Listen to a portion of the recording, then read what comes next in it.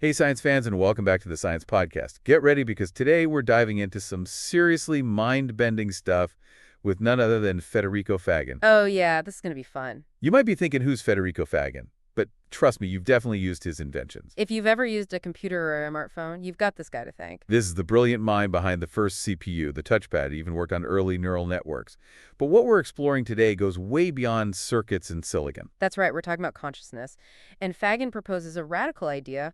What if your consciousness isn't actually confined to your brain?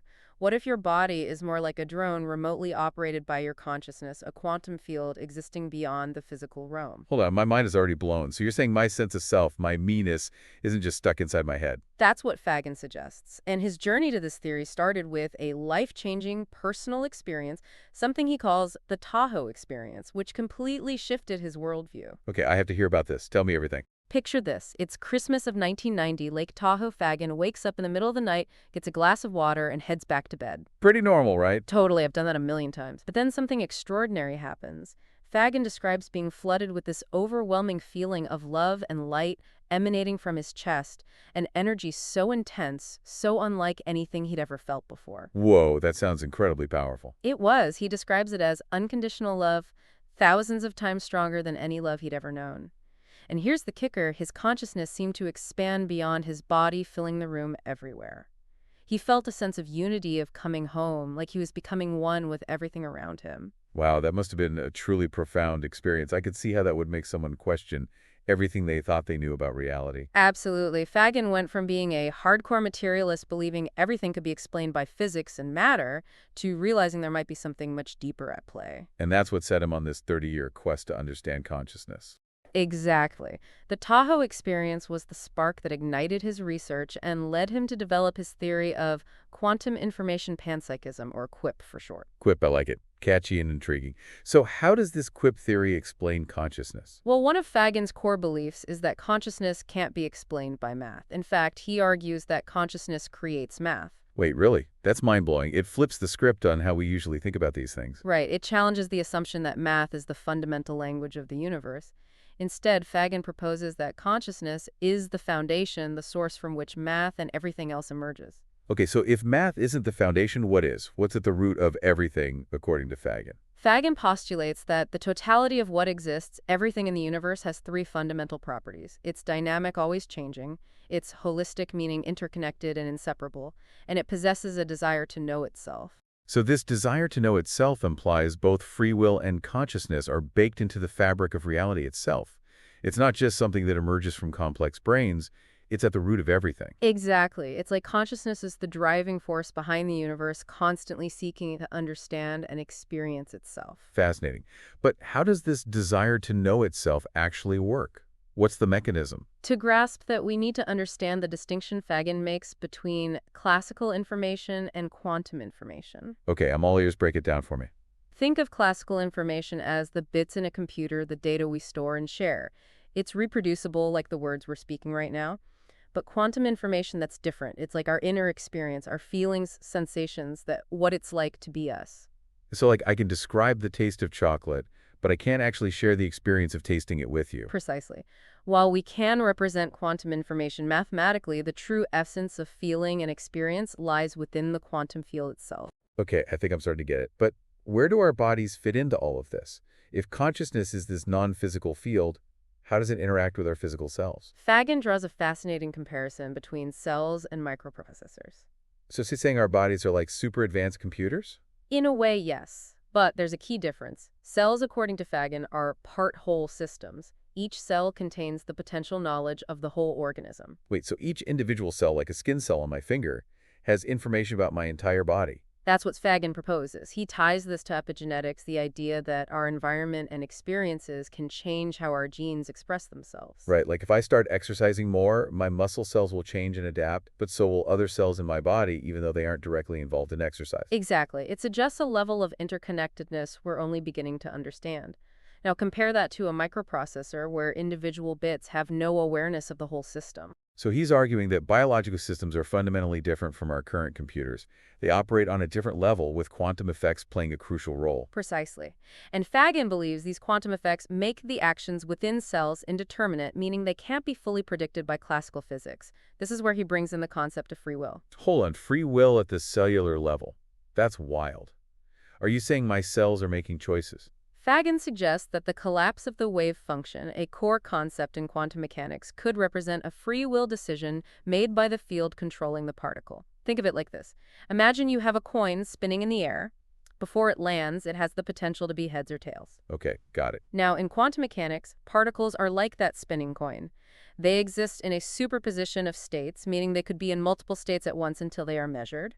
Fagan suggests that this measurement could be a free will decision made by the field collapsing the possibilities into one outcome. So he's saying that the act of choosing the collapse of the wave function could be happening all the time at the cellular level, like my cells are constantly making tiny decisions. That's the idea. It's a radical departure from the traditional view of quantum mechanics where randomness reigns supreme.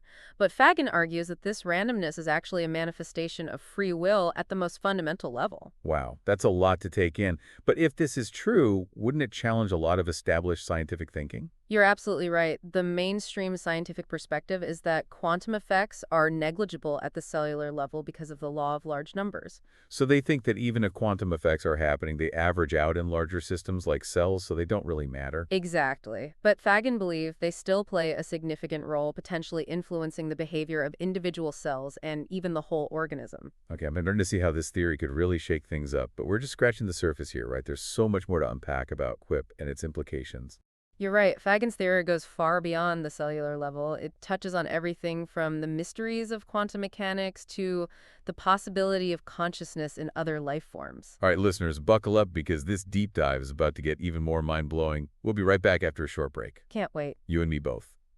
Welcome back, everyone. I'm still reeling from all that we just discussed about Quip, especially the idea of free will at the cellular level. It is pretty wild, right? But we're just getting started. Fagan's theory has even bigger implications when we consider the possibility of consciousness existing beyond the human brain. Okay, now you're really piquing my interest. I mean, we humans like to think we're the only game in town when it comes to consciousness, but what if we're wrong? What if consciousness is more widespread than we ever imagine? Fagan believes it is. In fact, he predicts that trees are conscious and that this can be scientifically proven. Wait, trees? Really?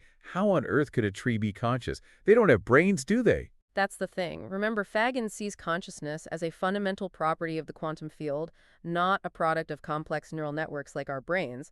If he's right, then theoretically, any sufficiently complex system could be conscious. So it's not about having a brain, but about the level of complexity and interconnectedness within a system. Exactly. And trees, despite their seeming stillness, are incredibly complex. They have intricate networks of communication, respond to their environment, and even exhibit behaviors that suggest a level of awareness. Okay, I'll admit, you're making me look at the trees in my backyard a little differently now. This whole idea of widespread consciousness is pretty mind-blowing. It makes you wonder what other forms of consciousness might be out there just waiting to be discovered. And it completely changes how we think about our place in the universe. Right. It challenges this human-centric view that we're the pinnacle of creation. Maybe we're just one small part of a much larger interconnected web of consciousness. And that brings us to another area where Fagan's theory challenges conventional thinking: artificial intelligence. Ah, yes. AI, the quest to create machines that can think like us or even surpass us.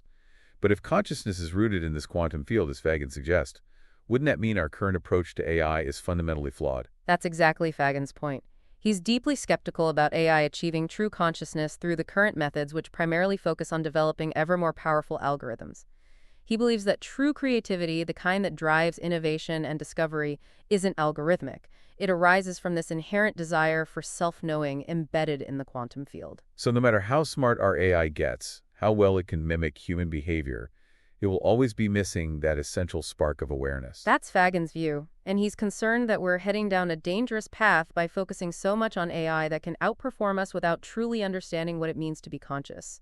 Imagine AI being used to control and manipulate, all while lacking the awareness and empathy that comes with true consciousness. It's a chilling thought, almost like a dystopian sci-fi movie coming to life. Instead of robots with guns, we have algorithms subtly controlling our thoughts and behaviors. It's a real concern, especially given how rapidly AI is developing. But Fagan also offers a glimmer of hope. He believes that embracing a deeper understanding of consciousness, the kind he outlines in Quip, could usher in an era of cooperation and understanding, leading to advancements in self-knowing that could benefit all of humanity. So instead of trying to create machines that can outsmart us, we should be focusing on understanding and cultivating our own consciousness, tapping into that deeper wellspring of creativity and connection that he talks about. Exactly. Fagan sees this as the key to unlocking our true potential both individually and as a species. Now, that's a future I can get behind. But before we dive into all the ways we can cultivate our consciousness, I think we need to delve a little deeper into what Fagan proposes as the true nature of our being right. Didn't he introduce this concept called say? You're right, we can't skip over say. It's central to his theory. Okay, so tell me, what is this say, and how does it relate to our individual consciousness? Say, according to Fagan, is the conscious quantum field itself. It's the fundamental reality from which everything else, including our individual consciousness, emerges. Think of it this way. Imagine the universe as a vast ocean. Say is the ocean itself, while our individual consciousness are like waves on the surface. So each wave has its own unique shape and motion, but they are all ultimately part of the same ocean. That's a beautiful analogy. Our individual identities, our thoughts, feelings, and experiences are like those waves. We may appear separate, but we're all connected to this underlying field of consciousness, this say that permeates everything. This is making me think about the idea of life after death in a whole new way. If our individual consciousness is just a wave on the surface of this vast ocean of say, what happens when the wave crashes? Does it just disappear? That's a question that has intrigued philosophers and theologians for centuries, and Fagan offers a unique perspective based on Quip. He suggests that consciousness might persist beyond the physical body, potentially even inhabiting other forms. So it's not about soul floating off to heaven or being reincarnated in a new body, but about the continuity of consciousness, the ongoing journey of say to know itself through countless experiences. Exactly. Imagine it like this. When a wave crashes on the shore, the water doesn't disappear. It simply changes form, merging back into the ocean.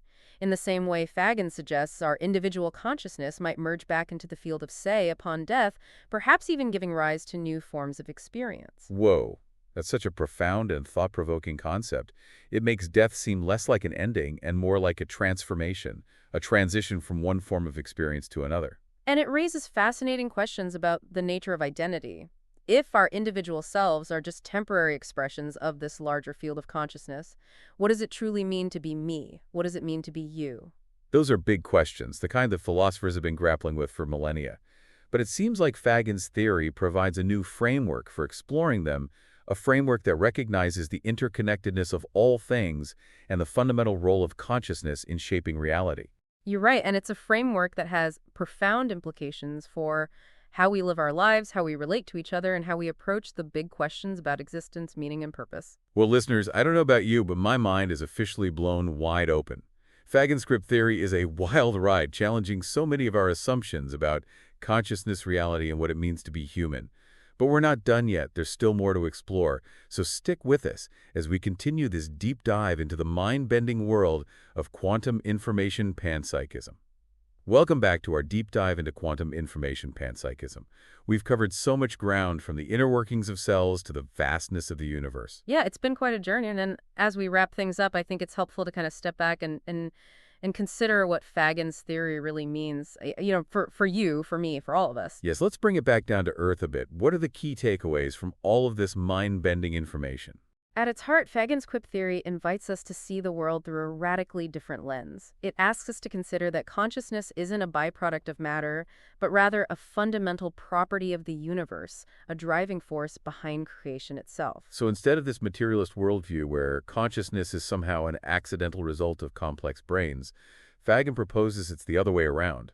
Consciousness is the source, the foundation from which everything else arises. Precisely, and if you really let that sink in, it changes everything. It means we are not just isolated individuals, but interconnected parts of a vast conscious web. It suggests a level of unity and interconnectedness that most of us rarely even consider. It's like we're all expressions of this underlying say field, each with our own unique perspective, but ultimately united by this shared desire to know itself. That's a beautiful way to put it. And this desire to know itself isn't some passive thing. It's an active force that drives evolution, creativity, the ongoing unfolding of the universe. Imagine it as a constant push towards greater understanding, greater connection, greater complexity. So rather than seeing ourselves as separate from nature, we're actually integral parts of this grand cosmic dance, participating in the evolution of consciousness itself. Exactly, and this brings us back to that idea of free will, which we touched on earlier. If consciousness is fundamental, not bound by the laws of physics as we currently understand them, then it opens up a real possibility that we have a genuine capacity for choice, a capacity to shape our own destiny and influence the course of events. It's almost like we are co-creators of our reality, not just along for the ride. That's a powerful concept. It means our thoughts, our intentions, our actions all have the potential to ripple out and create meaningful change. It's both empowering and a bit daunting when you think about it. It is. Because if we're not just puppets of fate, then we have to own the choices we make and the impact those choices have on ourselves and the world around us. Absolutely. Fagin's theory challenges us to step into our power, to embrace our role as conscious creators, to live more intentionally, compassionately, and creatively. It's a call to wake up to our true nature and tap into that vast potential that lies within each of us. So how do we actually do that? How do we tap into this potential and cultivate our consciousness? Fagen emphasizes the importance of practices like meditation and introspection as ways of connecting with, say, and deepening our understanding of who we truly are. These practices help quiet the mental chatter and allow us to access that deeper level of awareness. So it's about going beyond the surface level of thoughts and emotions and tuning into that deeper level of awareness, that sense of interconnectedness and oneness that's at the heart of his theory. Exactly. It's about recognizing our inherent connection to something much greater than ourselves, to that vast field of consciousness that Fagen calls say. Wow, this has been such an incredible journey exploring Fagin's ideas. It really challenges us to rethink everything we thought we knew about consciousness, reality, and the meaning of life. It certainly does. And as we wrap up this deep dive, I think it's fitting to leave you with a question. If consciousness is truly fundamental, if it's the driving force behind the universe, how might that change the way you live your life? How might it shift your priorities, your relationships, your sense of purpose? We encourage you to explore these questions, to continue the journey of discovery that Fagen has so brilliantly ignited. Thanks for joining us on this deep dive into quantum information panpsychism. We'll see you next time on the Science Podcast.